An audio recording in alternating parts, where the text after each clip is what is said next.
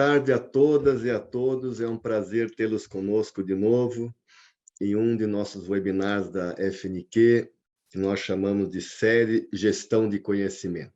Hoje com o tema o CEITEC, depois nós vamos explicar quem é o CEITEC e seu papel em uma política para a cadeia de semicondutores no Brasil. Hoje teremos os convidados professor Augusto Gadelha e o professor Eric Fabris.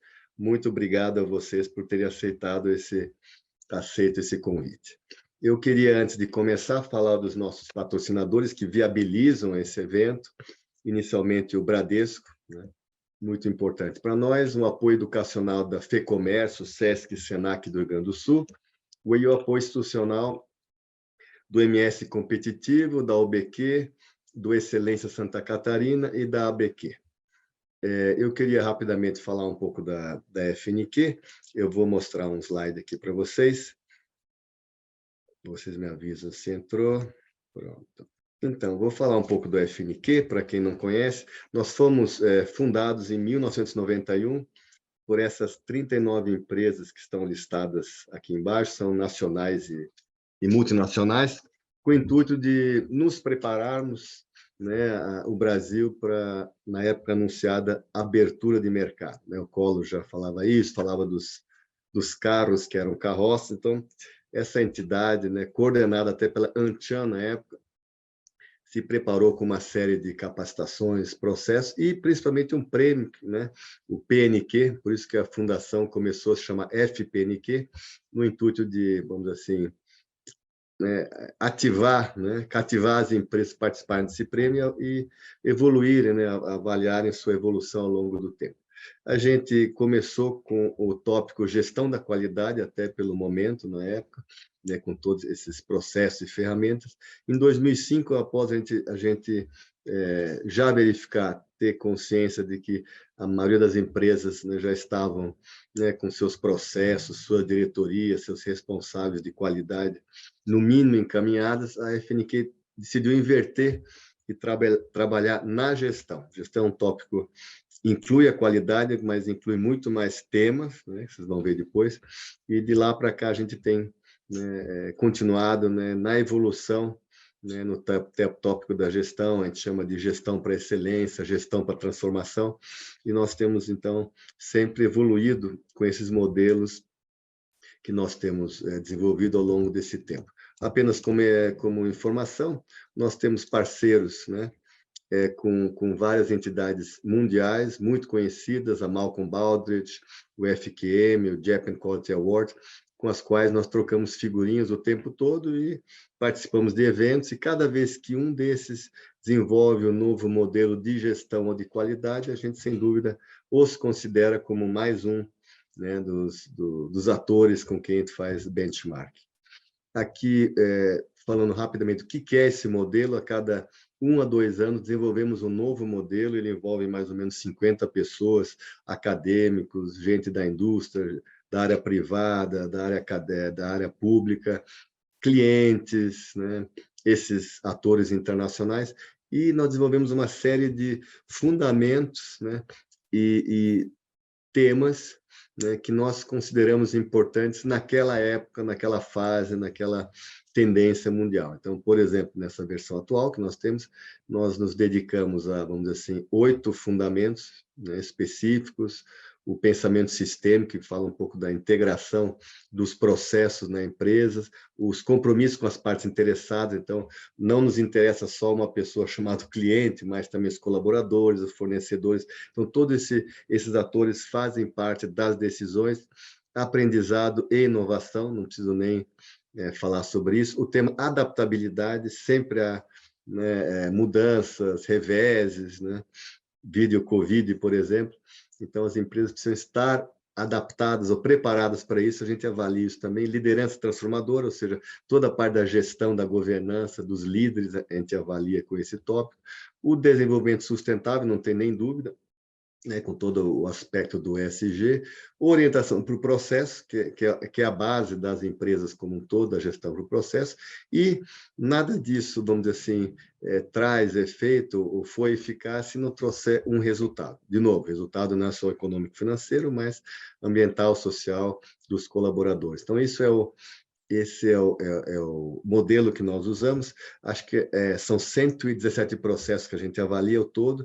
E uma coisa interessante que nós, na forma que nós atuamos, a gente não só verifica se esse processo existe ou não, mas qual que é o grau de maturidade desse processo. Ou seja, é um processo que está constantemente sendo avaliado após cada ciclo, após um tempo a ser determinado, verificado se não dá para melhorar, se não tem assim, best practices mais novos do mercado, e a gente reinsere um processo melhor. Então, nós também avaliamos se a organização se preocupa com essa melhoria constante de todos os tópicos. E normalmente funciona assim, a gente faz essa avaliação, né? Essa avaliação tem um diferencial muito grande também, a gente não faz a nossa avaliação e simplesmente vai lá e pergunta, ô Dalcha, você faz isso? Não, eu faço, tá bom. Próximo, não.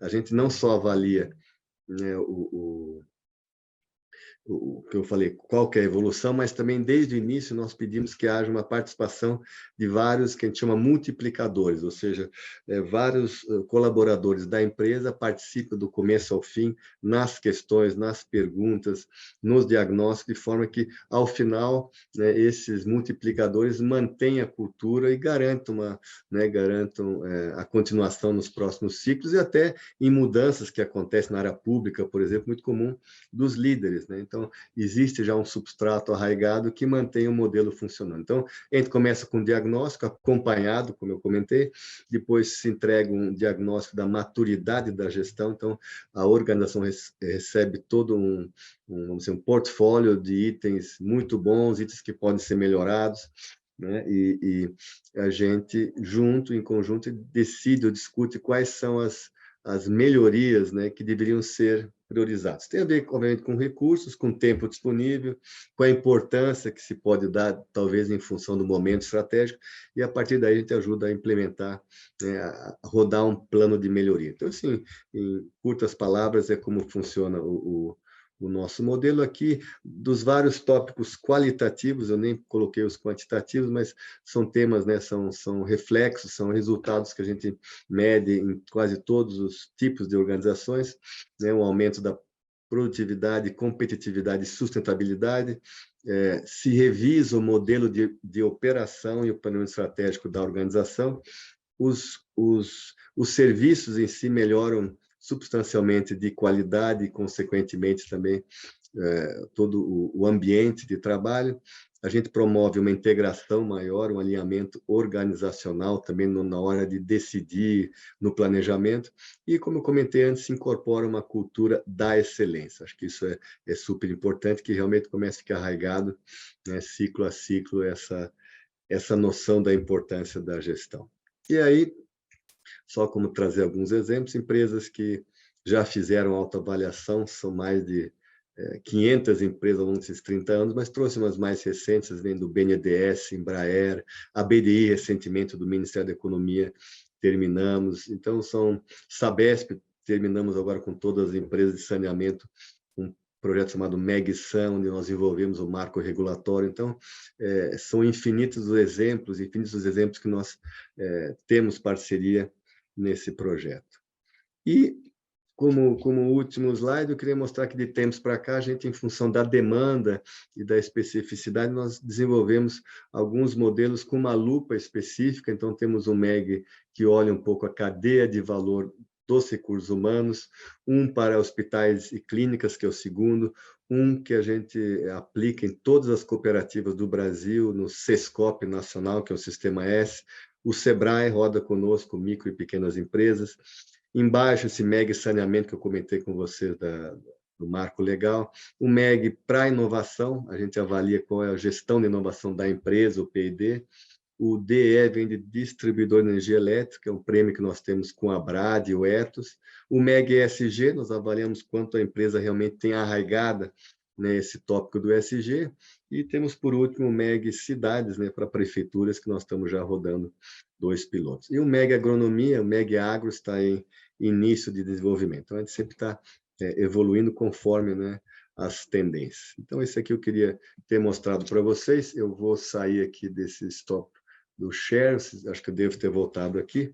E queria, então, começar, né, esse bate-papo, falando bem pouquinho de mim. Meu nome é Ronald Dausch, eu sou engenheiro elétrico de formação na USP e atuei em várias empresas ontem eu vi meu currículo, meu diploma, nesses 42 anos de formado. Uma delas foi a Siemens, onde eu trabalhei mais de 30 anos em muitos cargos de inovação, gestão e processo. E coordeno o FNQ com muito orgulho desde 2019. Então, queria apresentar o Gadelha. Obrigado, Gadelha, por ter aceito, né, o convite e participado conosco. Aqui eu vou cometer uma injustiça, eu tive que encurtar bastante o teu currículo, senão ia sobrar tempo de bater um papo, mas eu vou tentar. Eu peguei os principais tópicos, acho que é importante. O Gadelha possui graduação e mestrado na Engenharia Elétrica e Telecomunicações, que nem eu, pela PUC Rio de Janeiro, possui PhD pela Stanford University, é professor do Instituto de Matemática da Universidade Federal do Rio de Janeiro, e exerceu os cargos, são muitos: chefe do Departamento de Estatística da IEM, né, de Matemática, UFRJ, diretor do Departamento de Indústria, Ciência e Tecnologia da Secretaria de Telecomunicações do Ministério das Comunicações, acho que foi aí que eu conheci o Gadelha alguns anos atrás, foi secretário nacional de Desenvolvimento Tecnológico e Inovação do CETEC, do MCT, foi secretário nacional de Política de Informática, CEPIM, MCT. Aqui a Wanda Scartezin te manda um abraço também, tem muito contato com ela.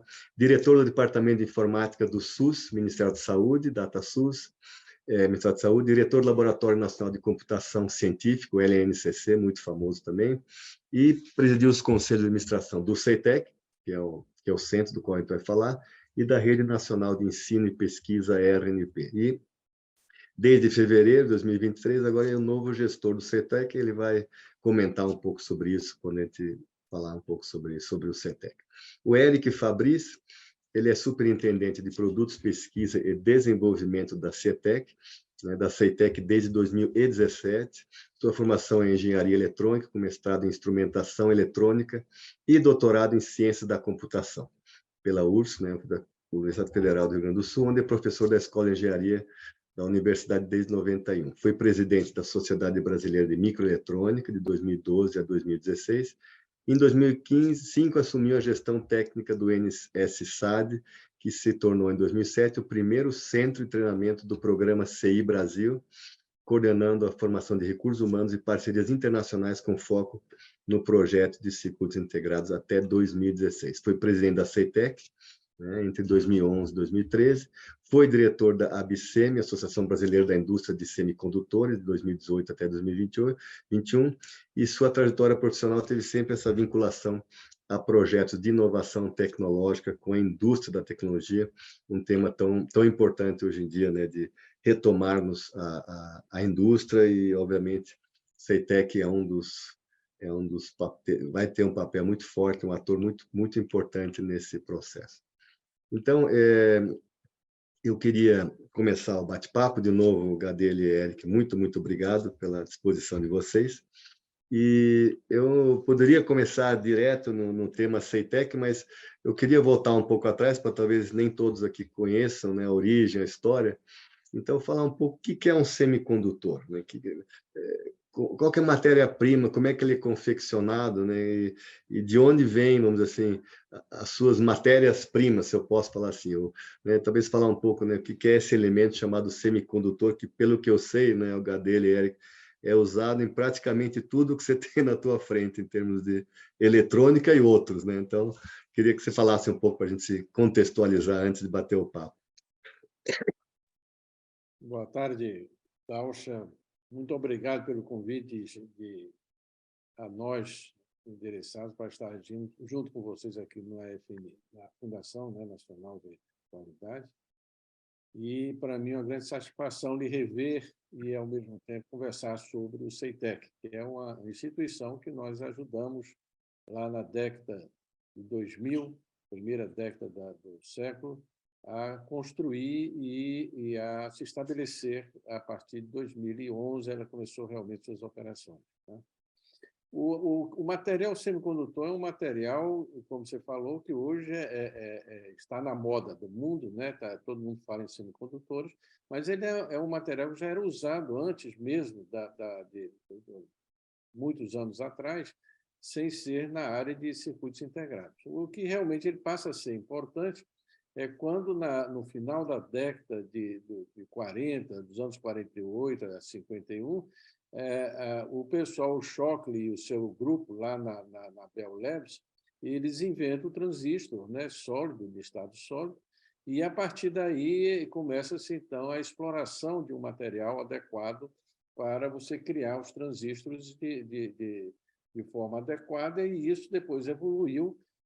E, mais tarde, a criação do circuito integrado, onde tudo é colocado no chip, né? Tudo é colocado no material semicondutor, e esse material ele é exatamente um material que ele tem uma propriedade intermediária entre o condutor, que todos nós conhecemos, o fio de cobre que a gente usa no dia a dia da nossa casa, né, para ligar lâmpadas, etc., e o isolante, né? Uma borracha, coisa desse tipo, um vidro, que pode realmente nos proteger, digamos, da corrente elétrica. E o semicondutor ele tem essas propriedades intermediárias, né? Os elétrons deles, que saem com mais de um determinado hábito, deixando os buracos, e a gente chama isso, então, a possibilidade de conduzir a eletricidade ou através de elétrons ou através de buracos, como chamam, que são a ausência de elétrons em determinados hábitos. Eles são normalmente, eles começaram realmente com o grande uso do germânio, e depois já evoluiu para o uso do silício, que mostrou-se mais adequado, mais estável do que o germânio. Mas há possibilidades de realmente fazer com outros materiais, não somente no silício, apesar de hoje o silício ter quase 80% da produção de semicondutores e chips, né? Você utilizar silício. Mas você também tem os compostos, né? Que, digamos, o silicon carbide, que eles chamam, né? o carbeto de silício, ou, possivelmente, o gálio arsênico de gálio, e outros compostos que podem ser, hoje apresentam grandes vantagens, e que também está dentro da rota, digamos, que nós temos analisados como possibilidade de utilizar no CEITEC, né? Então, os semicondutores, como você colocou, está presente na nossa vida hoje em quase tudo que a gente faz, né? Nesse computador que nós utilizamos, no celular, nas lâmpadas, e tudo hoje estão utilizando realmente chips, né? Então, nossa vida hoje gira em torno de semicondutores. E passou a ser realmente o elemento principal de toda a cadeia industrial e de tudo que se faz hoje na sociedade moderna. Não é à toa que nós temos esse grande conflito, né, geopolítico mundial entre Estados Unidos e China pelo controle, digamos, das tecnologias e dos materiais semicondutores, né? Não, e um soluço que seja, né? Um soluço que seja como afeta, por exemplo, a indústria automobilística, a gente viu, né? Faz 2 anos. Exatamente. A falta de recursos, de chips para os automóveis provocou realmente o problema de produção de automóveis, né? Então, a gente percebe claramente como o chip hoje é central na produção industrial, na vida nossa realmente do dia a dia, né? Celulares e outras coisas, tá? Então, quase tudo que a gente tem hoje, né, com a internet das coisas, etc., tudo realmente está utilizando chip. Então, chip é o petróleo da era moderna, né? Não, legal. Acho que até complementar, primeiro agradecer o convite aí do Dauch e todo o time da FNQ para falar um pouquinho dessa área de semicondutores. Eu acho que até o próprio Gadelha comentou aí da variedade de aplicações que a gente tem, que dá para se observar hoje é que boa parte daquilo que a gente vive hoje em dia em termos de relacionamento, redes sociais e tudo, toda essa evolução que acabou crescendo com a propagação da economia digital, ela, na verdade, tem um substrato embaixo, que é toda a área eletrônica que se evoluiu como produto, e aí, obviamente, viabilizou toda essa evolução de aplicações sobre uma plataforma de comunicações ou de acesso que você tem na sua mão ou no seu computador pessoal. Então, isso é uma forma de aplicação de semicondutores, mas a gente tem uma vasta outra gama, como foi comentado, a parte de iluminação, hoje em dia, ela é dominada praticamente toda ela por semicondutores, na forma de LEDs para iluminação doméstica, e os efeitos que isso pode trazer em termos de qualidade visual, conforto e outras coisas, ou mesmo a economia verde hoje, que a gente enxerga, se fala muito na parte de energias renováveis e próprio hidrogênio verde. Se você olhar a parte de energia solar, a matriz toda ela é baseada em cima de células solares que tem o silício, que é o semicondutor, como base. Ou, se você olhar para a parte de eletrificação veicular, você tem toda vamos dizer assim, a eletrônica de controle, mas também você tem toda a parte de potência, e aí também tem dispositivos semicondutores que fazem toda essa parte de gerenciamento, no caso da cadeia automotiva. Então, eu acho que a nossa vida, muitas vezes, ela é permeada por esse tipo de dispositivo e a gente nem se dá conta. Então, ela está aí todo dia. Não, legal. Vocês não vão rir de mim, mas final de semana eu fiz uma arrumação no porão. Eu falei, tem que trazer isso. Equipamentos de última geração, que só foram possíveis aos semicondutores, né? Lembra-se? É um clássico, Felipe. É um clássico. Esse também, esse tijolão aqui, não sei se dá para ver aqui, não dá, mas eu falei, só foi possível essa evolução na época, com certeza. Bom, Gadelieri, sério, onde eu vou e o pessoal soube desse bate-papo de hoje, seja no César, certo, agora na FINEP, etc., todo mundo, né, dá um pequeno sorriso. Ai, que bom, fico muito contente que o CEITEC, né, eles colocam assim, está voltando. Então, eu queria saber um pouco, se contasse um pouco, né, qual foi a política no passado que fomentou a criação do CIETEC, né, qual que é a política hoje, e que contexto hoje esse momento CIETEC, ou CEITEC, desculpa, está acontecendo. Falo CIETEC, perdão, é CEITEC. O CEITEC ele foi concebido, na realidade, no momento em que havia um grande interesse em dar um apoio ao desenvolvimento da área de microeletrônica no país. Já havia tido vários movimentos no Brasil, no passado, para a criação de uma indústria de microeletrônica no país, de um desenvolvimento maior. Então, não é originário, digamos, esses esforços no Brasil, essa década, a primeira década do século. Ele já existia antes. Mas nessa década de 2000, nós começamos, dentro do Ministério da Ciência e Tecnologia, a investir muito na formação de recursos humanos na área de design, né, do pessoal de projetos de mestrados, e, ao mesmo tempo, a tentativa de atrair empresas para o país na área de microeletrônica. Nesta época, a Motorola desativou uma fábrica delas e acabou doando uma das suas linhas de produção ao país, ao Brasil, e nesse processo aí, depois de algum tempo, ele acabou sendo absorvido ou sendo aceito, digamos, por um grupo de pesquisadores do Rio Grande do Sul, com apoio do governo rio-grandense. Mas, evidentemente, que isso é um investimento muito alto para um Estado apenas. Então, o Ministério da Ciência e Tecnologia, na época, nesse interesse de desenvolver a indústria microeletrônica, acabou dando suporte a esse projeto, que até então era uma sociedade civil, mas sem capital, digamos, sem condições de realizar isso. E o Ministério, então, construiu o prédio em terreno doado, né, ou cedido pela Prefeitura Municipal de Porto Alegre, e, com essa construção, então, ela colocou todos os equipamentos da Motorola nesse prédio. E, depois disso, foi adquirido alguns equipamentos adicionais, modernizado uma linha ou outra de produção, e com isso nós tivemos o CEITEC. Então, o propósito do CEITEC, e, aliás, quando foi criado, muitas pessoas perguntaram, mas vocês estão querendo que o CEITEC vá competir com o Intel? não era esse o propósito. O propósito da CEITEC não era ser um grande player mundial, porque, inclusive, para isso há necessidade de investimento de bilhões de dólares, mesmo naquela época, e isso nós não teríamos condições de fazer naquele momento. Tá? Então, o CEITEC foi, na realidade, uma espécie de um piloto para a industrialização do país na área de semicondutores.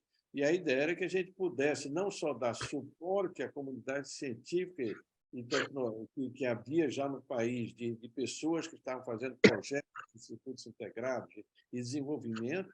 Portanto, esse pessoal teria uma possibilidade, talvez, de utilizar essa indústria, essa empresa, mas também de identificar possíveis chips, né, circuitos integrados, que seriam úteis para o adensamento de cadeia de algumas indústrias locais do país.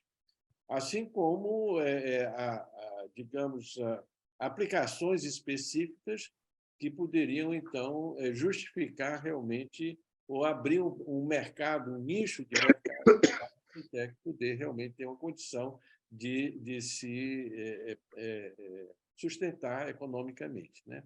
Então, o primeiro teste, na realidade, foi muito mais um teste que foi feito no início, que é o chamado chip do boi, que acabou sendo levado quase na brincadeira da história do chip do boi, mas que foi digamos, um projeto muito bom, um projeto de qualidade que evoluiu com o tempo e que, na realidade, na época que nós tínhamos então, a questão da vaca louca, aquela crise na agro, na parte de pecuária aí do país, por causa das exportações, havia necessidade, a ideia de haver um controle maior do gado, né? Então, isso daí é que motivou, como primeiro teste, de um nicho de mercado e de desenvolvimento de um chip que realmente o CEITEC produzisse esse chip do boi, né? Que foi utilizado em testes, né, em vários locais aqui no país. Então, isso daí foi o primeiro passo que nós fizemos, e, a partir daí, vários outros produtos evoluíram, tá certo? E o CEITEC chegou a produzir mais de 100 milhões de chips ao longo de sua vida, e realmente nos pegou de surpresa que já na época, em 2019, houve essa tentativa, essa iniciativa do governo anterior de realmente liquidar a empresa, né? De uma forma que nós achamos que foi feita sem grande planejamento, sem grande discussão, sem grande realmente avaliação realmente do processo de liquidação, que, inclusive, essa falta de um adequado estudo para saber o que fazer com a empresa é o que motivou o TCU realmente de sustar o processo de liquidação, o que fez com que, até hoje, nós estamos, digamos, no estado de coma, né? Quer dizer, nós não podemos nem investir, nem produzir, mas, por outro lado, nós não podemos também liquidar ela neste momento. Então, nós estamos no processo agora de transição para ativar novamente a empresa e ver todas as possibilidades que nós temos para apoiar o desenvolvimento de semicondutores, de uma indústria de semicondutores, mas não somente isso, de atender a demandas específicas de nichos de mercado que a gente possa atuar, né? Eu acho que eu gostaria só de fazer uma complementação. A CEITEC, na verdade, ela atuou com, vamos dizer assim, vamos colocar 4 verticais principais. Uma delas é o que a gente chama de Foundry, que faz, na verdade, o que a gente chama de processamento físico-químico do wafer de silício para transformar aquilo num circuito integrado ou num conjunto grande de circuitos integrados dispostos em cima de um wafer. E eu acho que dentro desse contexto da Foundry em si, a gente pode classificar que a etapa industrial de processamento do silício para transformar no circuito integrado, ele se insere dentro de uma cadeia industrial de alta complexidade. Ou seja, você depende de uma logística internacional muito intensa, você precisa de processos bem estritos entre você começar de uma lâmina de silício virgem e chegar no circuito, um wafer com milhares de circuitos integrados em cima, normalmente centenas de processos físico-químicos intercadeados que você precisa ter um controle estrito. E aí, de novo, acho que o link com a própria Fundação Nacional da Qualidade é o controle de qualidade de processo industrial para que você tenha uma efetividade no processamento industrial em si. E eu acho que isso é uma característica intrínseca da etapa industrial. E quando a gente olha a cadeia de semicondutores, ela é uma cadeia relativamente ampla em termos dos seus elos de valor que você tem no meio. Eu acho que dentro do contexto que o próprio Gadelha comentou sobre a construção de uma política industrial, ela veio no sentido de tentar adensar a cadeia nos seus vários elos para suprir uma demanda local. Então, a CETEC teve o seu papel dentro dessa área de foundry. A gente teve outras indústrias na área de semicondutores que ocuparam nichos, por exemplo, em outras cadeias industriais, seja ela da computação pessoal, ou de servidores, ou da parte de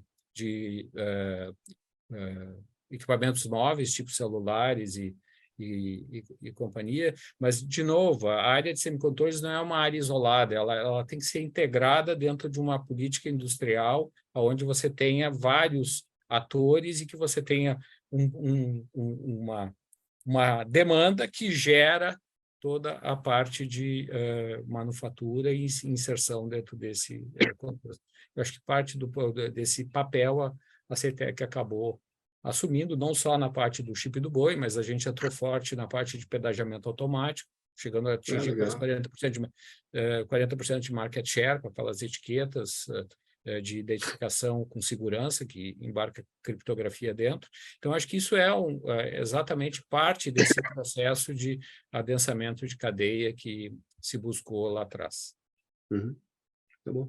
Eu ia até fazer uma outra pergunta, mas você comentou agora no mercado de 40%, né, de tags, né, como é que você colocou? De pedágio, é isso? Não sei se eu entendi certo. Dos produtos que a CETEC desenvolveu lá atrás é justamente um chip que vai embarcado para a parte de cobrança automática de pedágio. E aí eu acho que a própria qualidade, tanto do processo de desenvolvimento, que aí você tem a concepção do produto, e aí depois, pelo outro lado, tu tem a produção, para que aquilo ali atinja volume, ela acabou se inserindo e atingindo praticamente 40% de mercado no seu pico. Aí depois teve o processo que o Gadelha comentou, de desaceleração, e que agora a gente busca, de alguma maneira, a reinserção. Uhum. Não, eu perguntei porque todo mundo fala o CETEC é uma coisa teórica, muitos falam assim, não é, esses casos específicos. E como é que era? Vocês vendiam para um fornecedor que embalava e depois vendia junto com a sua solução, é isso? Que interessante. Eu acho que o cenário sempre ele vem, você enxerga uma janela de demanda de mercado, um nicho que você pode atacar, você tem a parte de toda de especificação de produto, que você tem que enxergar na outra ponta quem é que vai ter o acesso ao mercado. Claro. Normalmente o semicondutor está no meio, então ele tem que ter as pontas de suprimentos e a ponta de demanda do outro lado, que nem sempre é organizada pela mesma empresa. Então, acho que essa relação com o mercado ela foi bastante positiva, e aí uma etapa subsequente ao desenvolvimento do circuito integrado em si, veio o que a gente chamou de extensão tecnológica, que a gente ia para dentro do parceiro comercial e fazia o desenvolvimento da cadeia junto com ele, para que ele pudesse ter o acesso ao mercado e ter um produto competitivo na outra ponta, para que, com isso, a CETEC pudesse ter a sua inserção e, obviamente, a venda do seu produto dentro de uma cadeia de suprimento. Acho que essa era a lógica. Uhum. Eu queria voltar um passo que o Gadelha, embora com pesar, falou que o CETEC foi interrompido, mas, vamos dizer assim, voltar para fazer ele operacional não é fácil, porque assim, não falo só do expertise das pessoas, mas pelo que eu ouço, assim, a gente não consegue desligar a máquina simplesmente, né? Como é que foi esse processo? O que tem que ser feito? Quanto se perdeu, né, por essa, vamos dizer, decisão incorreta? Só para ter uma ideia. O que me realmente chocou também muito quando eu assumi e voltei lá ao CETEC foi verificar exatamente que faltou um planejamento de descomissionamento da empresa, né? Então, eu acredito que o pessoal a pessoa que era o liquidante na época não tinha noção do perigo que era você simplesmente chegar na fábrica, fechar as portas e mandar todo mundo embora, né? Aquilo ali tem vários, não só os equipamentos extremamente valiosos que não podem ser parados de uma hora para outra, por causa de contaminação, e que isso degrada a ponto de simplesmente ter que jogar no lixo todo o maquinário, né, todos os equipamentos, mas também a questão de que ali tem gases e tem substâncias tóxicas que podem afetar a saúde humana, mas também a parte do meio ambiente, né? Então, nós somos controlados constantemente lá pelo meio ambiente, pelo Exército e por várias agências que realmente controlam todas essas substâncias químicas que são utilizadas na produção de semicondutores. Então, isso fez com que realmente sustasse, inclusive, a demissão quase que em massa que estava começando a ser feita, porque eles perceberam que não podia a gente fechar a fábrica e deixar ela viver sozinha, né? Quer dizer, fechada. Não, ela teria que ter pessoas dando manutenção diária ao longo desses anos. Então, ao longo desses anos, eu fui com a fábrica em operação, mas sem produção. Ele tinha que operar todos os equipamentos, utilizando todo o material para isso ocorrer, energia elétrica, etc., mas não poderia produzir, né? Porque estava em estado de liquidação. Então, foi um período realmente muito danoso para a empresa. Houve uma demissão. Nós tínhamos cerca de 180, 170 e poucos funcionários, servidores, vários técnicos, né? O Design House, por exemplo, que era dirigido pelo Eric, por exemplo, eles tinham cerca de 70, 80 pessoas, né, designers, e hoje tem 4 pessoas na equipe de design. E o número total de servidores, colaboradores lá da CEITEC passou de 170, 180 para 60 pessoas hoje que nós temos, 60, 70.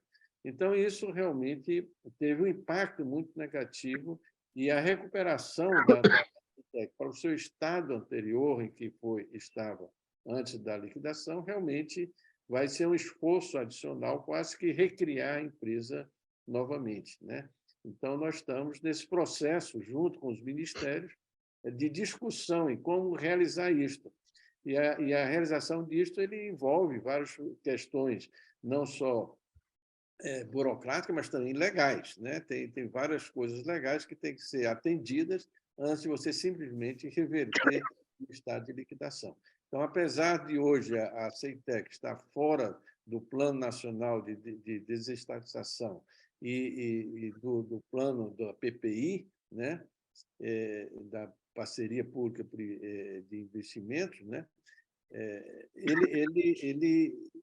Há necessidade de vários passos serem realizados antes de haver essa reversão. Além do que, é necessário a gente exatamente pensar qual é o modelo de negócio que vai isso que eu ia perguntar. aplicado ao CEITEC no momento em que ele voltar a ser uma empresa. E isso, novamente, é um trabalho que não é uma coisa trivial, é uma coisa que nós temos que ver o mercado mudou ao longo desse período todo. O mercado mundial é extremamente dinâmico, as demandas são outras, os conflitos são outros, as parcerias passam a ser, talvez, um pouco mais difíceis, talvez, que no passado, mas nós acreditamos que é, sim, possível fazer parcerias com outras empresas no exterior. Nós já tínhamos, por exemplo, um convênio com a X-Fab, que é a fábrica lá na Alemanha, para transferência de tecnologia, e nós cremos que, com a reativação do CEITEC, nós podemos novamente voltar a conversar com essa empresa ou outra qualquer. Então, há possibilidades, digamos, que a gente está estudando, inclusive o próprio modelo de negócios, quer dizer, o modelo institucional da CEITEC, ela tem que ser também reavaliada, né? Quer dizer, devemos mantê-la como empresa estatal independente ou há possibilidade de ela se tornar uma empresa estatal independente e, para isso, haveria necessidade de grandes investimentos ou partir para outro modelo que a gente possa realmente ter mais flexibilidade, né? Então, essas são as questões que são colocadas hoje Uhum. na discussão interna do governo, com vários ministérios, e que nós estamos nesse processo, digamos, de amadurecimento para realmente verificar o que fazer, digamos, para termos uma presença real no setor de microeletrônica. O grande ponto que nós achamos é que nós temos que estar dentro desse setor de microeletrônica no mundo, face a centralidade dessa tecnologia em quase tudo que é feito no mundo, né? Uhum. Haja vista a indústria automobilística, mas também a indústria de saúde, o agronegócio, tudo hoje estão dependendo muito do Uhum. chip. Então, o Brasil não pode se ausentar do desenvolvimento tecnológico, do conhecimento que ele tem que ter nessa área. Eu acho que só fazendo uma complementação, eu acho que quando se fala muito de semicondutores e a gente escuta assim, existe uma generalização, ou seja, é como se fosse desculpe a simplicidade da comparação, como se a Ceitec fosse uma padaria, ou seja, você vai lá e bota fermento, E sai farinha, o chip. qualquer coisa. Então, na verdade, não é bem assim. A vertical industrial, quando você opta por um conjunto de processos, ela te limita dentro daquela capacidade produtiva, tá? E tipo de tecnologia que você aporta. Você tentar fazer produtos que estão fora daquele nicho, normalmente, quase em vários cenários, é quase você fazer uma indústria nova. Então, a peculiaridade da indústria de semicondutores é exatamente essa. Quando você escolhe um conjunto de processos, você fica amarrado a um conjunto de produtos que você pode manufaturar dentro daquela infraestrutura produtiva. Então, você não tem a capacidade de, vamos dizer assim, projetar e fabricar ali dentro chips de última geração que, como indústrias líderes globais, como Intel, TSMC, ARM, Apple e outras, utilizam hoje em dia. Por quê? Porque aí tem uma infraestrutura fabril completamente direcionada, com outros processos de manufatura agregados que te dão essa densidade tecnológica maior.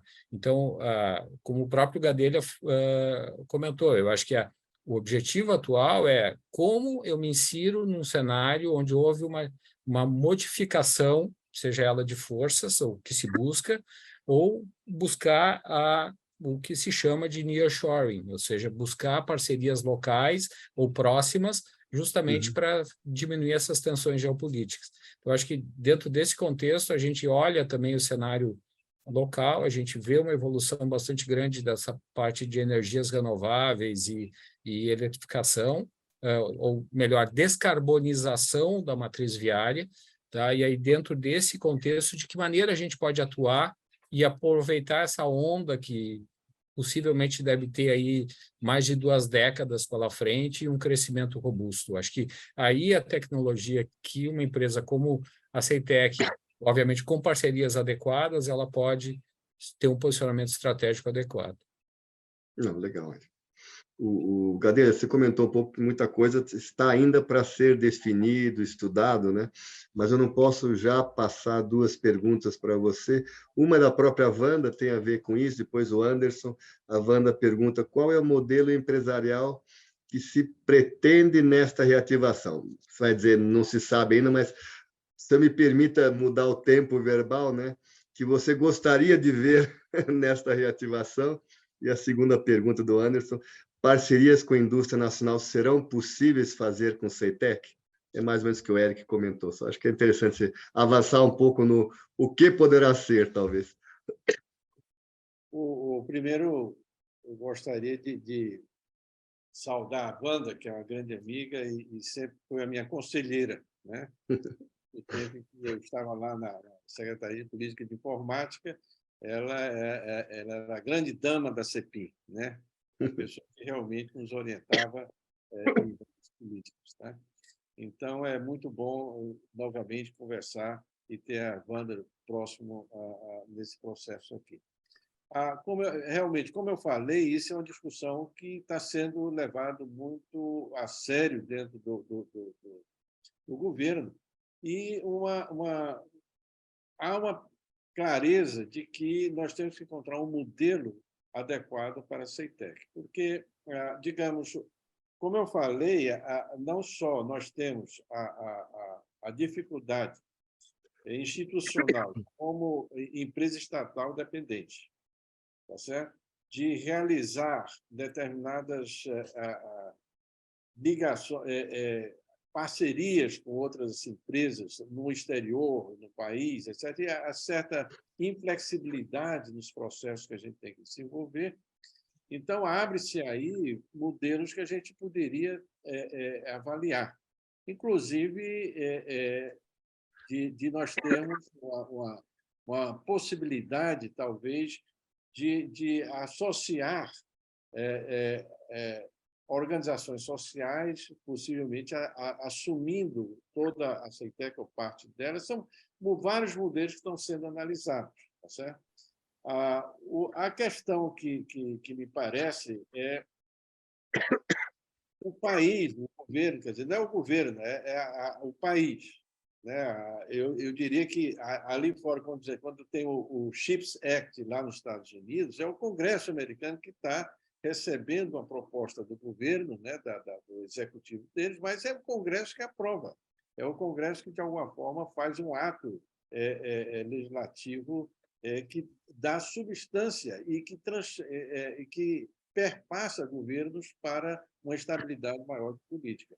Então, o Brasil tem que realmente ter uma decisão como país, e aí, quando eu falo Brasil, não é o governo, é a nação, os empresários, o Congresso, os intelectuais, os cientistas, se realmente o país deve participar do esforço de entrar no setor de produção de chips. O que ocorre é que as várias fases de produção de um chip, que envolve não somente o projeto inicial, para o qual nós já estamos, com vários grupos fazendo projetos de boa qualidade de circuitos integrados no país, fruto de investimentos que nós fizemos ao longo de vários anos, né? O chamado CI Brasil e outros grandes mecanismos que o Ministério da Ciência e Tecnologia colocou para incentivar isso. Então, você tem o design no primeiro momento, aquele que vai pegar a demanda que existe no mercado e criar um chip que, de alguma forma, vai possibilitar executar alguma tarefa, algum objetivo.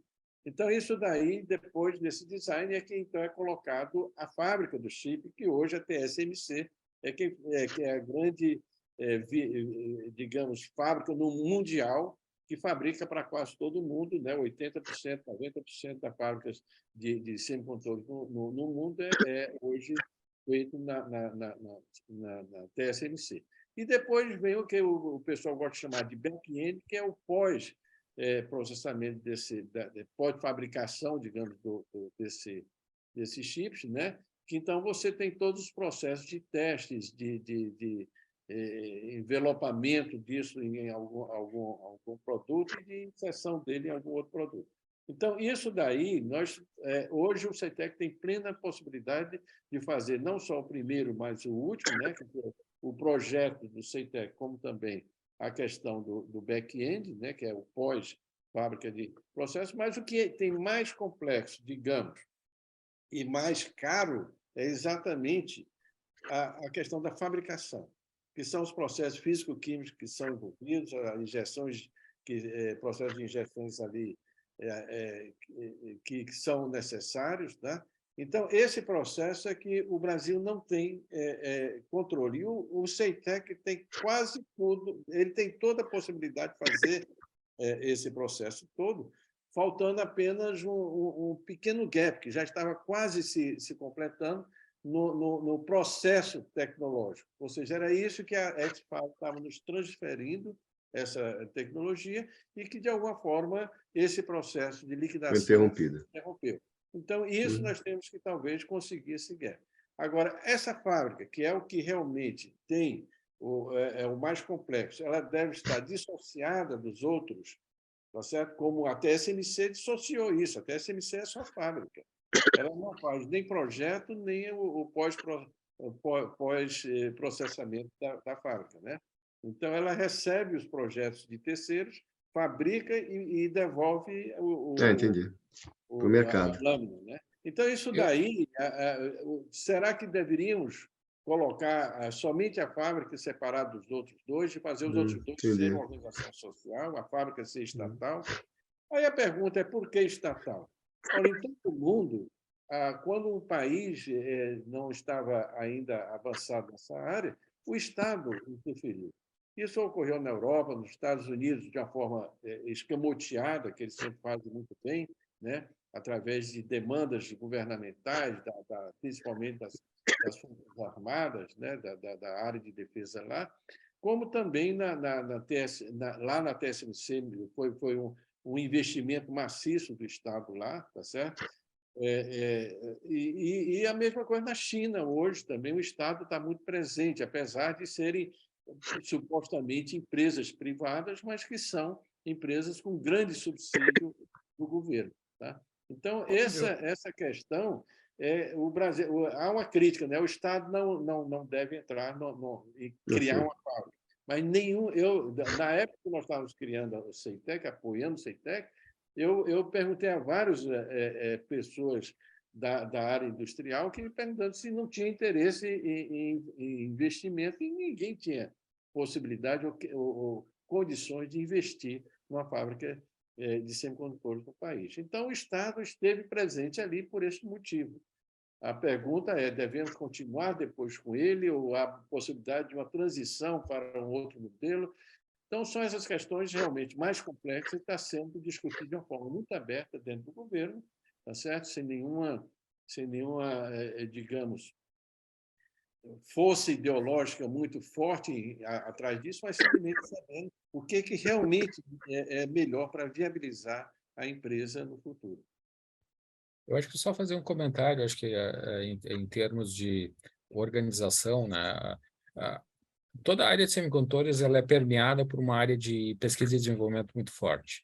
Então, a CEITEC, ao longo da sua trajetória, ela teve, se você olha desde a curva de P&D pré-competitivo até o processo de ramp-up de produtos, até a sua maturação de mercado, ela tinha no seu portfólio uma série de produtos, inclusive olhando a manufatura interna, não como um processo de manufatura de um circuito integrado, mas como um conjunto de processos industriais que você pode combinar eles e gerar produtos diferenciados.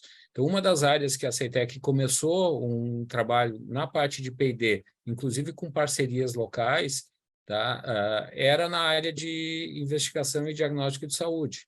Então, dentro desse contexto, se desenvolveu alguns processos internos usando a capacidade de manufatura nanométrica que se tem para chegar em alguns tipos de sensores para a área de detecção de enfermidades, e aí se integrando com uma cadeia de desenvolvimento para essa área de saúde, onde a CEITEC entra com a sua capacidade de manufatura e de P&D, talvez até numa fase inicial, pré-competitiva, até você conseguir azeitar todos os elos da cadeia para ter um produto na outra ponta na sequência. Então, acho que esse tipo de desenvolvimento é um desenvolvimento sequencial, normalmente de prazo de maturação mais longo, que você tem que garantir uma certa infraestrutura para que ele possa ocorrer. E eu acho que parte disso ele vem ao encontro do que o próprio Gadelha comentou. Muitas vezes você tem que ter uma infraestrutura semelhante a essa, a da CEITEC, para viabilizar, inclusive, que boas ideias que não sejam diretamente relacionadas com a área possam convergir e você ter até uma cabeça de série saindo ou um produto inovador sendo colocado no mercado e podendo ser validado. Então, acho que esse foi um dos papéis que a CEITEC teve nos últimos, 5, 6, 7, 8 anos ou mais, tá? De fazer esse papel de interação com o setor industrial ou com o setor de P&D, e específico de áreas que não diretamente associadas à eletroeletrônica, vamos dizer assim, e levar um certo grau de inovação para dentro. Se a gente fez com a área de plástico, para a identificação da área de logística ferroviária, interação com empresas como o Vale do Rio Doce. Então, esse canal de P&D é um braço para a geração de valor no futuro. E muitas vezes tu vai acertar coisas, vai errar coisas, como todo o desenvolvimento que você tem. Então, acho que esse é um papel também que a gente desempenhou e que tem um valor agregado. Bacana. Na linha que vocês falaram agora, porque vocês comentaram, né, que ainda não está definido qual que é o modelo de negócio, qual que é a estratégia, né, se vai ser estatal ou não tanto, mas sem dúvida terá que haver um investimento direto, né, do governo para reestruturar o CEITEC, mas é imaginável também, como em outros países, se fomentar um pouco a cadeia de valor, né? Vamos dizer assim, entre aspas, a palavra é feia, forçando que se adquire, né, componentes nacionais, como agora essa política, né, automobilística, isso seria uma ajuda adicional, como acontece em outros países. Seria válido, vocês são contra esse tipo de Agradeço, deixa política? eu tecer um comentário, porque eu tive um envolvimento direto dentro da elaboração para resolver o contencioso que deu na UMC lá, quando Ah, é? entrou tá, e ali a gente vê uma série de questões associadas com o conteúdo local. Tá? E aí eu acho que Então, houve uma reformulação de política industrial ou de política de incentivo para essa área de TICs, e onde se encaixou também o próprio PADIS, tá? E aí eu acho que o que se buscou é, na verdade, agregar um valor em cima na forma de processo produtivo. Ou seja, entendi. e eu acho que dentro desse contexto, ao invés de você fazer uma exigência de um componente específico, Entendi. você exigir um conteúdo de produção local. E aí que você tem a Bacana. capacidade A discricionária graduação, de graduar e dizer, olha, eu vou escolher esse processo, isso aqui vai me dar determinada vantagem. E mudar Aham, também o contexto de... interessante. Tá? Então, foi uma forma um pouco diferente de atacar o problema, que eu acho que isso Uhum. aí resolveu o problema do contencioso e, ao mesmo tempo, trouxe a capacidade de inserção e a manutenção de incentivos para a produção local. E aí, produção, aí você escolhe, você quer esse processo É, produtivo, me dá X pontinhos. Eu entendi. cumpri a barreira de ultrapassagem, eu ganho o meu incentivo. Então, essa foi a forma que foi encontrada lá em 2018 e 2019 Legal. para reformular tanto a lei de informática como o PADIS e inserção dele dentro desse contexto. Não, Tá bacana. bom, agora deixa o Não, Gadelha aí. não. Tá. Não, Olha, interessante. eu acho basicamente dizer, a lei de informática são dois instrumentos realmente muito importantes para a gente realmente dar apoio a esse tipo de esforços que são colocados como CEITEC. O que eu diria é que no mundo inteiro existe esse suporte direto. O Brasil, na realidade, por exemplo, a Índia hoje tá com um programa na área de semicondutores com mais de 2 bilhões de dólares sendo previstos, e isso já motivou, inclusive, os Estados Unidos a fazer um acordo com a Índia, né?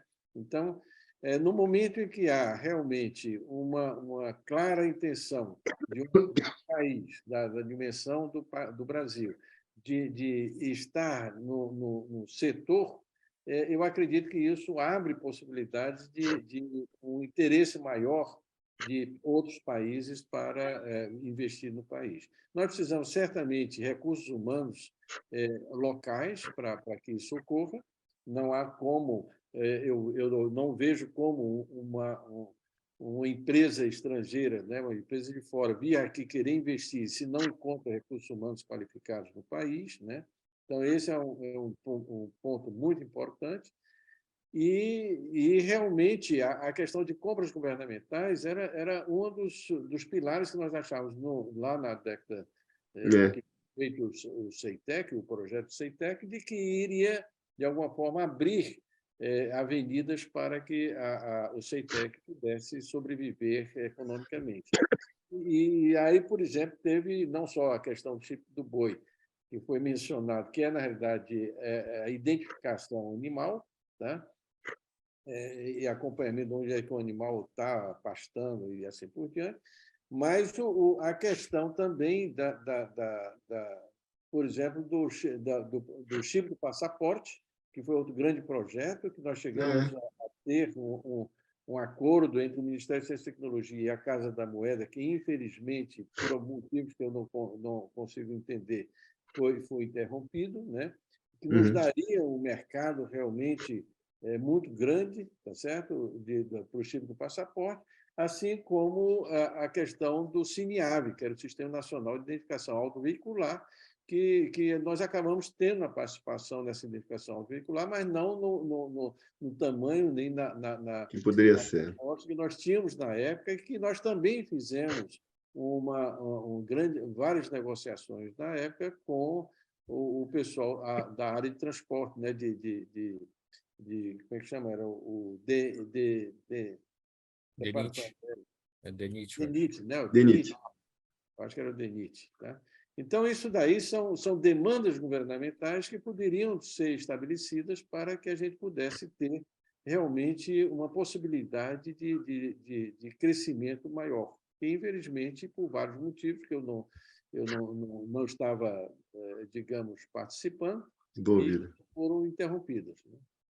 Eu só queria fazer um comentário adicional, eu acho que é muito mais associado com a cadeia industrial que permeia toda a cadeia de valor da indústria de semicondutores. Primeiro, ela é uma indústria completamente internacionalizada, porque você não consegue ter uma vertical de fornecimento dentro de um único país. Então, ela depende de uma cadeia de suprimentos global.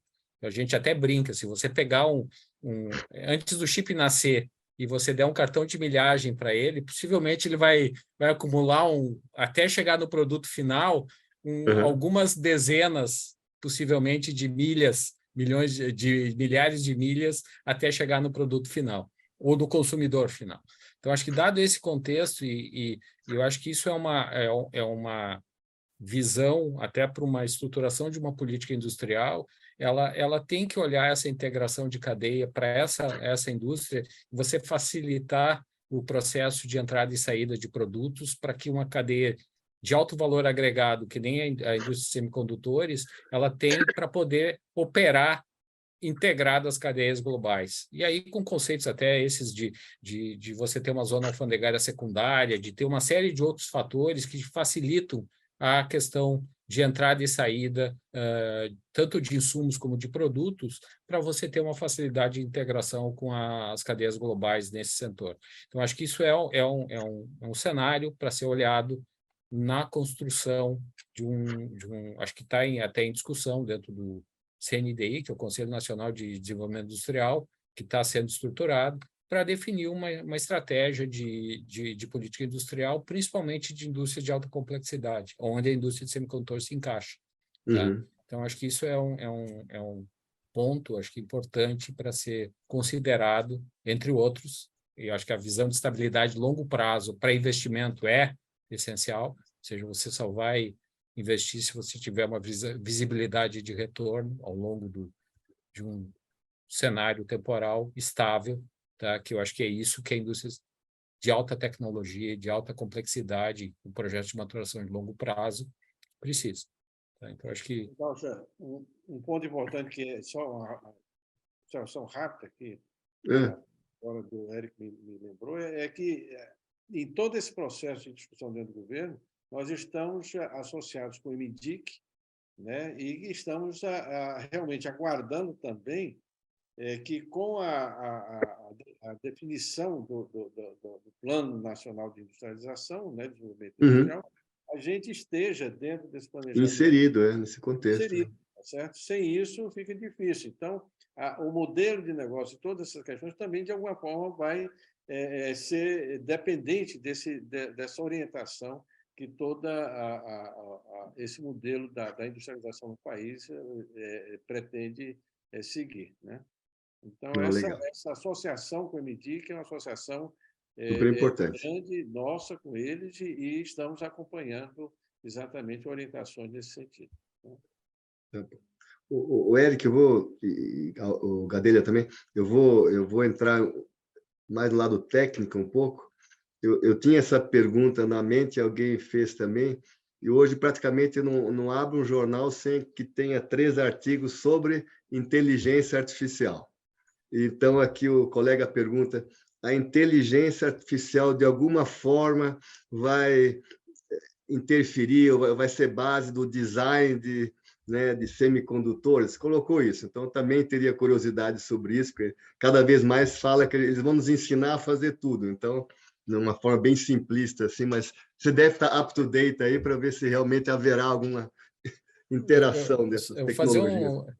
eu acho que acho que são ferramentas adicionais ao suporte ao desenvolvimento, tá? Eu acho que já tem várias ferramentas comerciais que se usam na parte de projeto de circuitos integrados que ela usa o conceito de heurística ou mesmo de inferência que você tem da parte de inteligência artificial para te auxiliar no projeto, ou principalmente na parte de otimização, que a gente chama. Tá. Então, acho que isso é uma ferramenta útil, como eu sempre digo, mas eu acredito que a evolução da inteligência natural ela também é um fator preponderante, ou seja, você saberá usar melhor as ferramentas artificiais se você tiver uma boa estruturação natural. Então, acho que esse é o caminho. Elas vão vir, elas estão aí, elas serão úteis, são úteis hoje, vão evoluir mais, mas eu acho que ela precisa trabalhar de forma conjugada com a criatividade natural, tá? Que a gente tem até para percepção de ideias. Tá? Por isso que eu digo, até ouvi um tempo atrás um artigo relacionado a isso, onde o pessoal diz, eu não me preocupo com a evolução da inteligência artificial, mas sim com o retrocesso da inteligência natural, que eu acho que esse é o mais preocupante do que vamos dizer assim, a própria evolução que é acho que benéfica em alguns aspectos, se a gente souber como apropriar ela nos sistemas, sejam produtivos, econômicos, sociais. Acho que esse é o... Não, e não é o tema aqui, mas minha preocupação são os pré-conceitos que se pode tirar, né, de um processo desses, se não se olhar com os filtros devidos. Né? Então, acho que é uma outra preocupação. Gadelha. Eu queria só iniciar as observações rápidas sobre isso, que é um tema hoje que está realmente sendo discutido em vários fóruns, mas dizendo o seguinte, sem chip não há... Isso que eu ia dizer, é a base. Né? É a base. A base da inteligência artificial de tudo são os chips, né? Então, sem eles não há. Tá? Na realidade, você veja que lá na União Europeia eles estão falando, o lema deles é sem chip e sem digital, né? Quer dizer, não há mundo digital sem o chip. Without chip, no digital, né? Eles falam. Então, agora, com relação à questão da inteligência artificial, que é realmente algo que preocupa todos nesse sentido, de uma substituição do ser humano pela inteligência artificial, eu diria que quando o computador começou a aparecer, né, que ocorreu já na década de 40, com aquele grande processo lá na bomba atômica, no final da década de 40, né, houve, exatamente na década de 50, uma discussão muito ampla sobre se o computador iria já substituir, né? Eu me lembro. Já se imaginava que ele iria substituir a inteligência humana, né? Mas o computador, mas já havia uma preocupação, mesmo aqueles que não achavam que jamais a máquina iria ser inteligente, né? Nesse sentido. E aí vem então aquele teste como é que você distingue a inteligência máquina com inteligência humana, né? Para tentar decifrar. Mas já havia um medo de o computador substituir o ser humano em várias atividades de contabilidade, de contas, de não sei o quê, que foi ótimo que tenha substituído. Hoje eu não vejo como fazer a contabilidade de uma grande empresa do país, etc., sem a existência de computadores, né? Hoje nós não podemos viver sem esses computadores fazendo os Excel da vida e coisas muito mais complexas do que isso, né?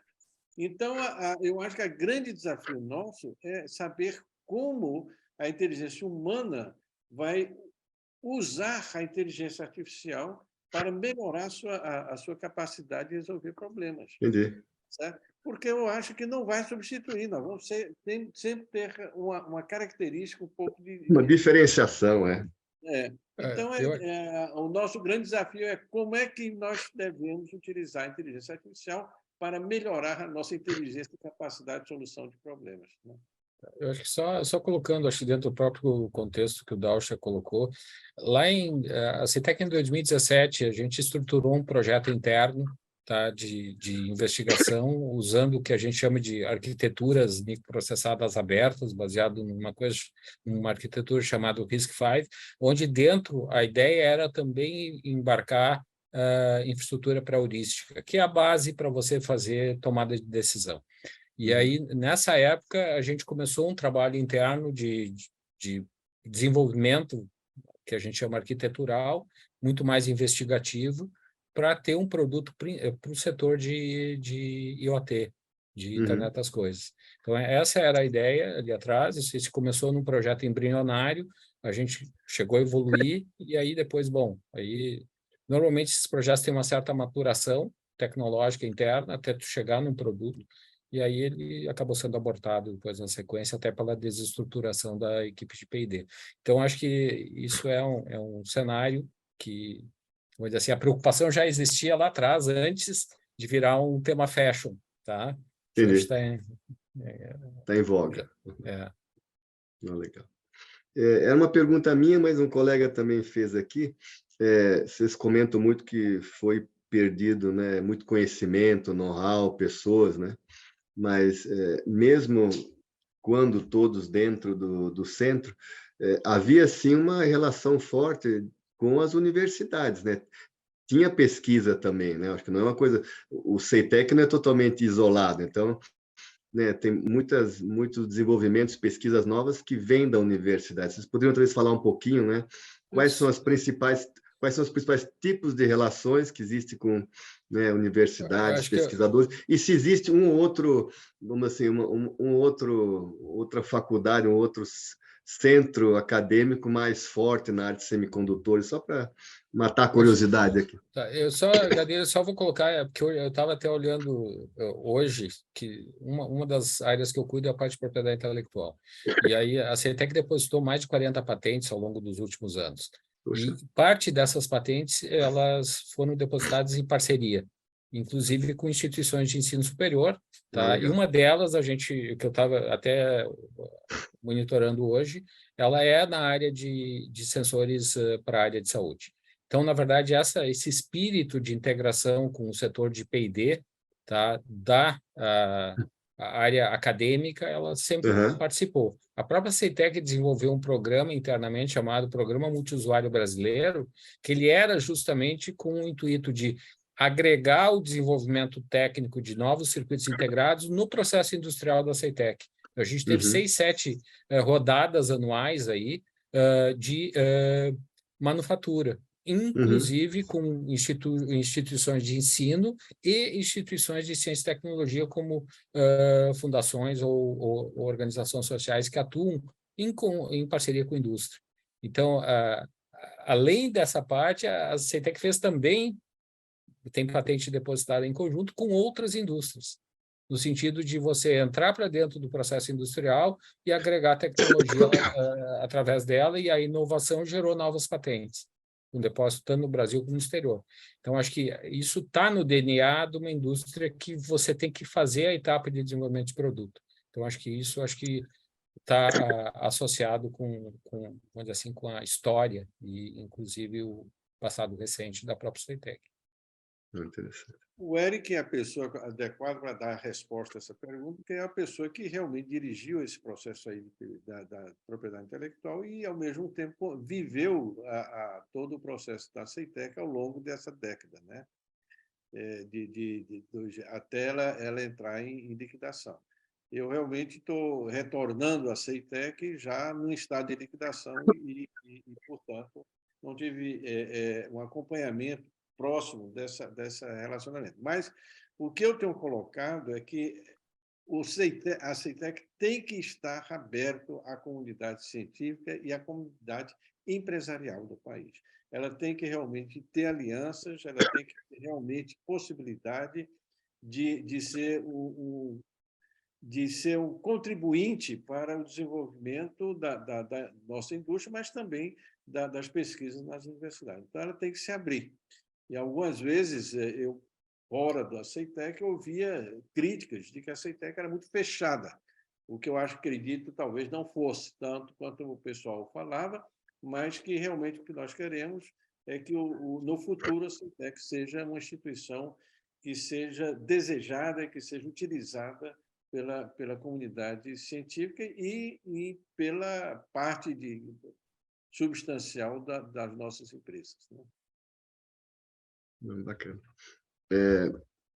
Tem um colega, o Edson Ferman, ele comenta o que todos já sabem, né, que na década de 80 havia toda uma indústria, né, de semicondutores no Brasil, e ela foi se retirando ao longo do tempo, e ele comenta aqui, talvez vocês tenham até informações complementares, mas que hoje permanece operando a Semicron, diz ele aqui, e que produz componentes semicondutores discretos, e a Motorola agora XNP, né, que instalou um design house em Campinas.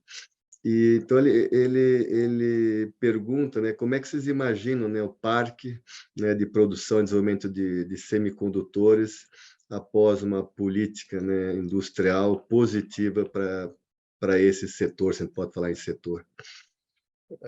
Uma retomada de outras empresas também. Eu acho que o setor de semicondutores ele é um pouco mais amplo do que a Semicron. A gente tem elos da cadeia adicionais, que o pessoal atua, por exemplo, na parte de packaging para essa cadeia de servidores e dispositivos móveis, tá? Que entra na parte principalmente de memórias flash. Então, é um elo da cadeia que faz parte do processo. Então, nós temos aí 3, 4 empresas que atuam dentro desse setor, vinculadas à própria ABSEMI, Associação Brasileira da Indústria de Semicondutores, que estão centradas aí na região de São Paulo, ou mesmo dentro do polo de Manaus, ou aqui na região de Porto Alegre. Então, tem um adensamento que essa política de semicondutores acabou criando dentro do Brasil. Tá? Eu acho que a iniciativa da CEITEC, eu acho que ela é para buscar a questão da Foundry. Acho que a gente teve aí um lapso ou colapso ali entre final dos anos 80 para 90, com vou dizer assim, uma ruptura muito da reserva de mercado para lá, que acabou tendo reflexos nas cadeias industriais existentes. Então, acho que isso volta àquilo que eu comentei antes. Acho que uma política estruturada de longo prazo para uma indústria de alta complexidade, como a de semicondutores, com regras e a capacidade de inserção na cadeia global, tanto de entrada e de saída de insumos e produtos, ela te leva a uma possibilidade de inovação. Todos os países que atuaram e que tiveram desenvolvimento dentro dessa área de tecnologia, eles tiveram políticas bem claras, de longo prazo, e com facilidades tanto de acesso à parte de insumos, como acesso ao mercado externo. Então, isso é uma correlação que você vê na Ásia, você vê nos Estados Unidos, você vê na Europa, com graus diferentes, tá? E, na verdade, quando você vê esses programas globais de incentivo, eles são justamente mecanismos de equalização do custo de implantação de uma plataforma industrial nos Estados Unidos, ou na Europa, ou na Ásia, que tem custos diferentes, tanto de operação, de implantação de greenfield ou outras. E essa interação do governo é justamente para fazer a equalização, tanto de implantação como operacional, para viabilizar, na verdade, na outra ponta, é o retorno de investimento, que eu acho que é isso que acaba que é o interesse. pesando. Tá? Então, acho que a resposta, em parte, tem a ver com uma estratégia de 10, 20, 30 anos que você tem que olhar, porque é uma cadeia que, para ela entre você tomar a decisão de investimento e ter a operação por exemplo, de uma foundry de alta tecnologia, tipicamente é 7, 8 anos. Entre você toma a decisão menos 5 anos, até ela ter a primeira rodada lá é 5 anos.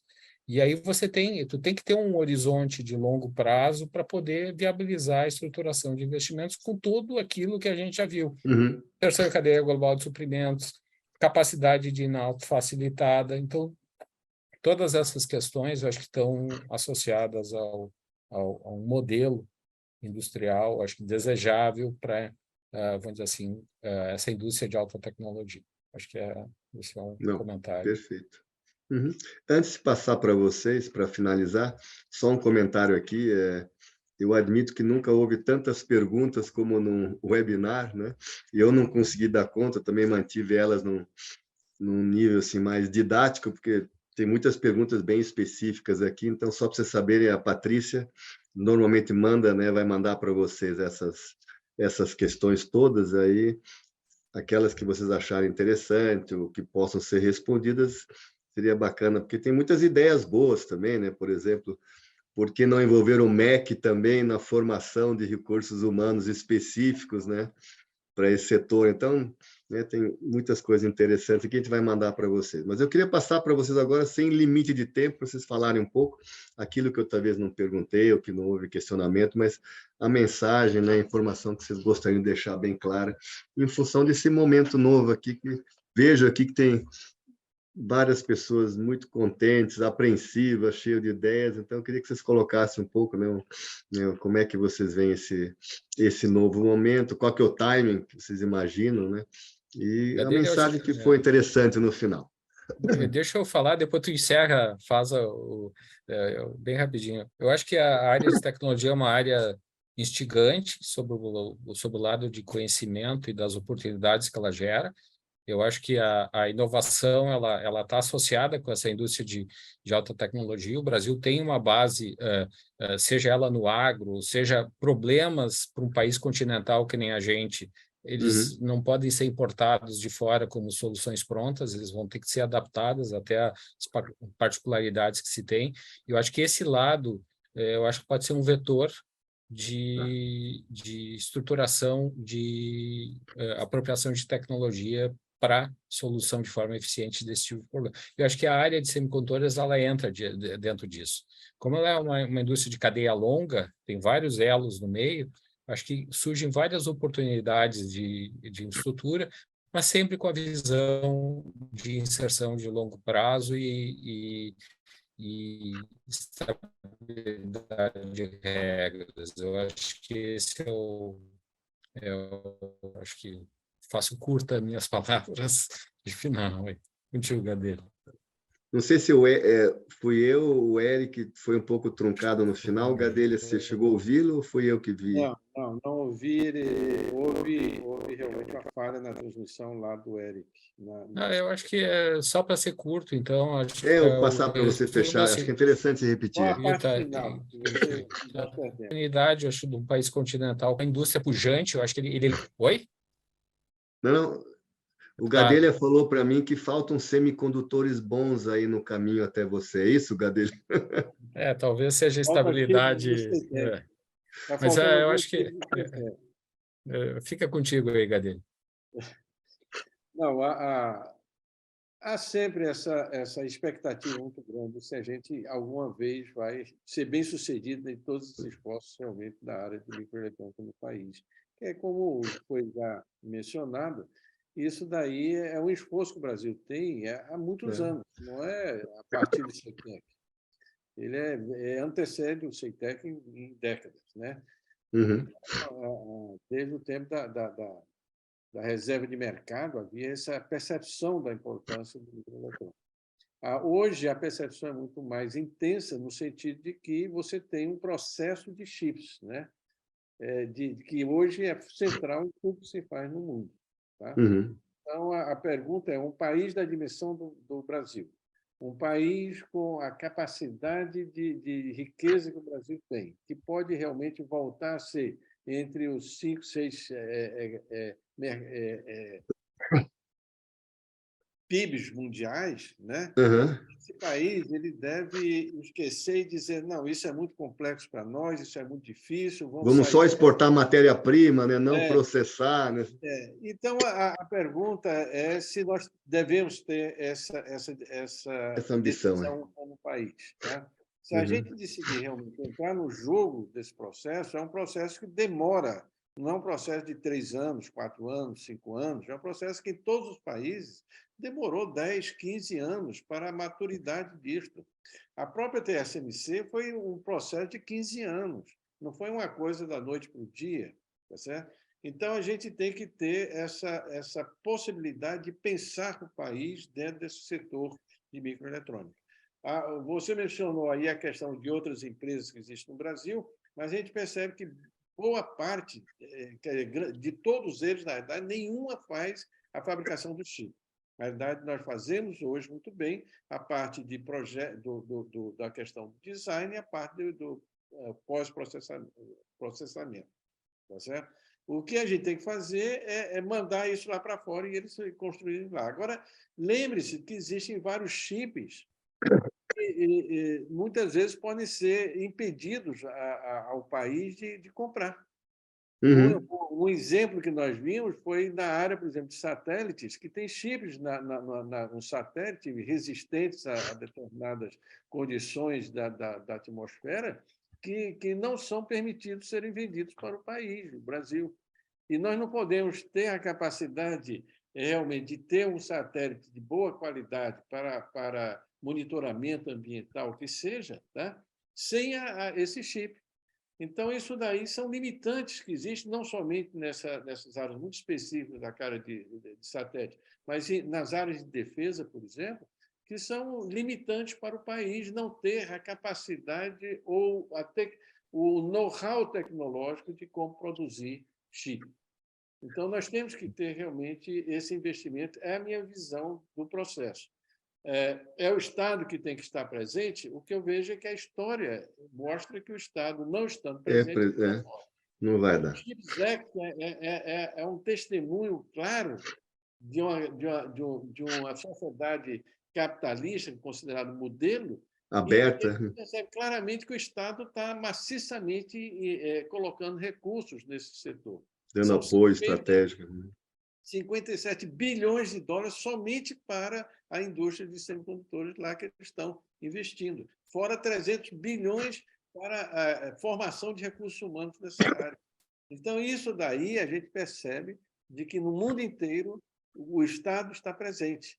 A ST Microelectronics lá na Europa, na França e Itália, iniciou com um processo de estatal. Era bistatal, eram dois países juntos fazendo uma empresa, que hoje está privatizada, mas ainda com grande suporte dos governos lá da França e da Itália. Então, são questões que eu acho que nós temos que enfrentar no país.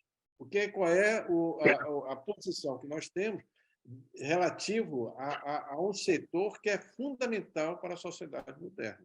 Tá certo? Nós vamos ficar à margem disso, dependente realmente da produção totalmente de outros países. Não é que a gente vá ser totalmente autônomo, ninguém lógico. vai ser autônomo.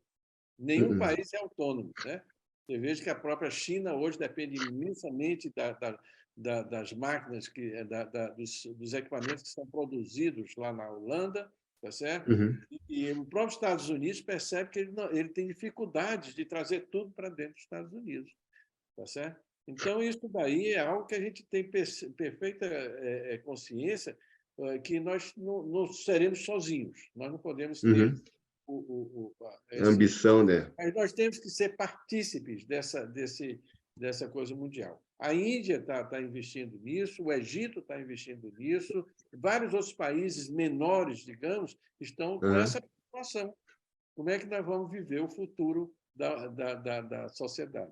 Da nação. Então, eu acho que nós temos que realmente abrir essa discussão, ouvir as várias opiniões e estudos realizados para realmente uma decisão madura, mas que o Brasil ele tem que realmente decidir, porque o próprio agronegócio, que é o grande base hoje do business, precisa muito do chips. E é muito fácil, se nós não tivermos nada para fugir, que no futuro o mercado internacional limite o poder do agronegócio brasileiro, simplesmente cortando os chips que passam a ser fundamentais para a produção. Não, interessante. Bom, Gadelha e Eric, muito obrigado pelos feedbacks aqui, né? Foram todos muito positivos, parabéns. Posso ver aí pelos que participaram, quase ninguém saiu, fora os outros que estão assistindo por outra plataforma e vão assistir depois, porque estão filmados. Nós vou mandar para vocês essas questões aí, se vocês puderem responder. São algumas muito técnicas, né, Eric, como o EDA livre, né?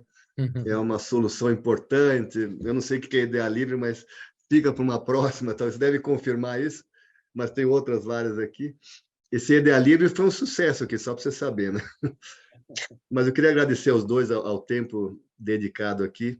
Foi muito importante esse depoimento, essa informação sobre a CEITEC, e torcemos todos, aí tenho certeza com vocês à frente aí que a gente vai, né, realmente tornar o Brasil, né, em vários aspectos, não só esse, mas, né, com uma parcela, né, de valor agregado razoável em cima do PIB, não que nós temos, do PIB que nós realmente podemos ter, como vocês colocaram. Então, eu queria agradecer, queria aproveitar e agradecer de novo aqui o patrocínio do Bradesco, que temos apoiado desde o início, o apoio educacional da FEComércio, né, e do SESC Senac Rio Grande do Sul, e dos apoios regionais, o MS Competitivo, o Excelência Santa Catarina, o Mato Grosso do Sul, e a ABQ, né, que é a Associação Brasileira da Qualidade. Esqueci aqui também falar da UBQ de Minas Gerais. Então, muito obrigado. Já quero anunciar nosso próximo webinar daqui 2 semanas. É com o Newton Delzotto, ele é uma pessoa, um especialista, se dedica ao tema de sustentabilidade. O tema nosso vai ser segregação de resíduos sólidos, uma gestão social, educacional e econômica. Vai ser uma palestra bem interessante, um bate-papo bem interessante, e vai ser daqui 2 semanas. E a todos que nos assistiram, obrigado aí pela audiência, e que eu sempre peço, né, nos passem feedbacks para que a gente melhore mais no próximo encontro. Muito obrigado a todos. Gadelha de novo, Eric, Patrícia, Marcela, todos que ajudaram né, aqui também, aos que ajudaram vocês, né, acho que a Juliana, né, também, isso. O Fred, para que isso pudesse acontecer. Muito obrigado a todos, estamos juntos aí, contem com a gente. Um abraço. Muito obrigado. Obrigado. Tchau, tchau, um abraço para todos. Tchau, tchau.